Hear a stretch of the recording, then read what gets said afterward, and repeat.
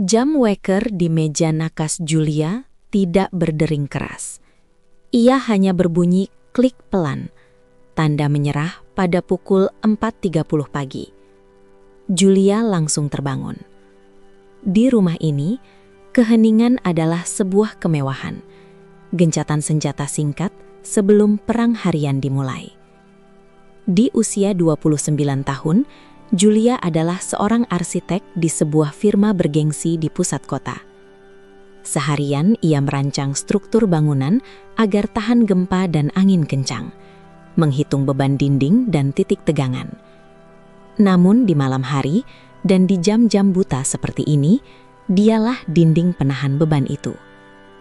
Ia turun dari tempat tidur, kakinya menyentuh lantai dingin. Kamarnya adalah museum dari kehidupan yang tertunda. Tumpukan majalah desain dan interior berdebu di samping kanvas lukis yang baru setengah jadi. Julia menyiapkan 3 sarapan berbeda. Bubur gandum rendah gula yang dihancurkan bersama obat-obatan untuk ayahnya, Elias, yang ingatannya perlahan digerogoti oleh demensia dini. Roti bakar selai dan bekal sekolah untuk Leo, adik bungsunya yang berusia 10 tahun. Anak kebobolan yang kini memandang Julia lebih sebagai ibu daripada kakak. Dan terakhir, kopi hitam pekat untuk dirinya sendiri, bukan untuk dinikmati, melainkan sebagai bahan bakar. Ibunya, Sarah, masuk ke dapur dengan langkah diseret. Radang sendinya artritis, kumat di pagi yang dingin, membuat jari-jarinya kaku dan nyeri seperti cakar. "Biar ibu cuci piringnya, Jul," bisik Sarah. Rasa bersalah terukir jelas di wajah tuanya. "Gak usah, Bu. Pastikan ayah makan saja. Kemarin dia menyembunyikan obat darah tingginya di pot tanaman," jawab Julia. Suaranya terdengar kaku. Ia tidak bermaksud kasar, namun efisiensi adalah baju zirahnya. Jika ia berhenti bergerak, ia takut ia akan ambruk. Pukul 7 pagi, rumah itu berubah menjadi simfoni kekacauan. Leo tidak bisa menemukan PR matematikanya. Elias menangis karena lupa cara mengikat tali sepatu. Tagihan perawatan medis tergeletak di meja makan. Sebuah amplop tertutup yang memancarkan panas, seolah-olah itu bahan radioaktif. Julia berlutut di depan ayahnya, menggenggam tangan keriput yang gemetar itu. "Gak apa-apa ya, lihat Julia, kanan di atas kiri. Putar, tarik." Ayahnya menatapnya, matanya keruh dan bingung. "Kamu siapa?" Pertanyaan itu bukan hal baru, tapi tetap saja menghunjam dada Julia setiap kali mendengarnya. "Aku Julia ya, anak ayah." Konflik yang Julia hadapi bukan sekedar tumpukan tugas, itu adalah erosi jati diri. Di kantor, karier Julia sedang menanjak. Ia dinominasikan untuk promosi menjadi senior associate, posisi yang akan mengamankan masa depan finansialnya, namun menuntut dedikasi 60 jam kerja per minggu. "Desainmu brilian, Julia, tapi fokusmu sepertinya terpecah," kata bosnya, Pak Sterling, saat evaluasi siang hari. Ia menunjuk ke cetak biru.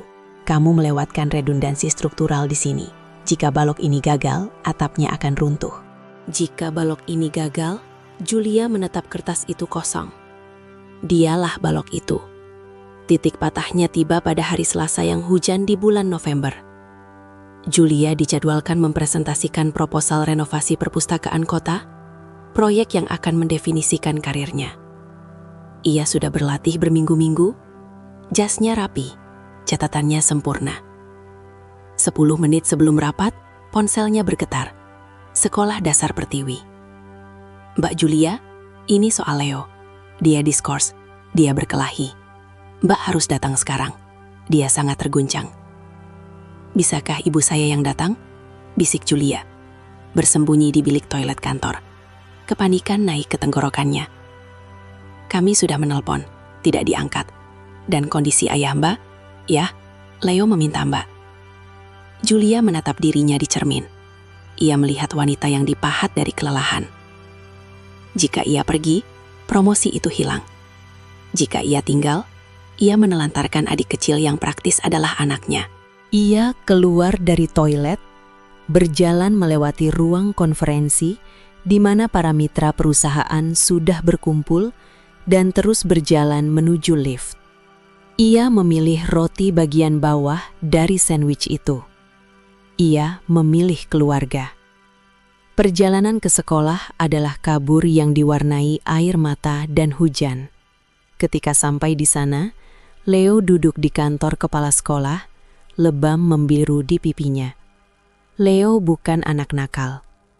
"Kenapa?" tanya Julia di dalam mobil, suaranya serak. "Kenapa hari ini, Leo?" "Dia mengejek ayah," gumam Leo, menatap keluar jendela. "Dia bilang ayahku zombie karena keluar rumah pakai piyama." Amarah Julia surut, digantikan oleh rasa nyeri yang hampa. Ia mengemudikan mobil pulang dalam keheningan yang berat. Ketika mereka masuk ke rumah, bencana menyambut. Ibunya mencoba membawa keranjang cucian turun tangga, pegangannya terlepas karena tangannya yang lemah, dan ia terjatuh. Sarah duduk di bawah tangga, memegangi pergelangan kakinya yang bengkak. Sementara Elias berdiri di dekatnya, tertawa pelan, mengira itu sebuah permainan. Pemandangan itu menghancurkan pertahanan Julia. Dia tidak berteriak. Dia merosot ke lantai, di tengah tumpukan cucian yang berserakan. Dia duduk di sana, masih mengenakan setelan jas bisnisnya, dan menangis. Bukan tangisan cantik, tapi suara yang jelek dan menyayat hati. Suara struktur bangunan yang bebannya melebihi batas. "Aku nggak sanggup," isaknya. "Aku nggak bisa jadi ibu, jadi ayah, jadi perawat, dan jadi pencari nafkah sekaligus. Umurku 29 tahun, seharusnya aku punya kehidupan sendiri." Ruangan menjadi sunyi. Leo menatap ketakutan.